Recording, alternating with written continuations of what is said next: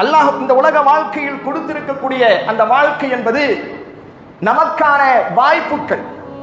இந்த உலகத்தில் நாம் எதை பயிரிடுகிறோமோ அதற்கான விளைச்சலை நாம் மறுமையில் பெற்றுக்கொள்வோம்.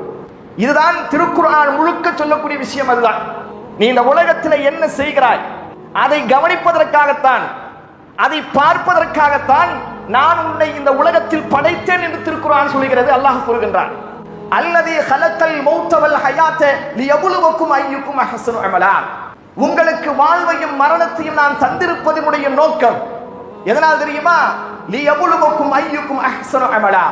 நீங்கள் எப்படி இந்த உலகத்தில் செயல்படுகிறீர்கள், யார் அழகான செயல்களில் ஈடுபடுகிறார்கள் என்பதை சோதித்து பார்ப்பதற்காகத்தான்.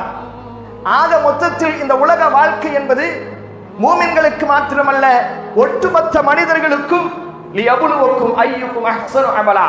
அல்லாஹ் சொல்கிறான், உங்களுக்கான ஒரு பரீட்சை கூடம் தான் இது, பரீட்சை ஹால் தான் இது. அல்லாஹ் ரப்பல் ஆலமீன் சொல்லி காட்டுகிறான், சோதனை கூடம்.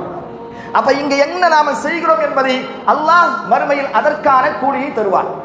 அன்பானவர்களே, அதனால்தான் மார்க்கத்தில் சொல்லப்படுகின்ற மிக முக்கியமான விஷயம், ஒவ்வொரு வினாடியும் அல்லாஹ் கொடுத்திருக்கக்கூடிய ஒவ்வொரு வினாடியும் மிகப்பெரிய அரிய வாய்ப்பு.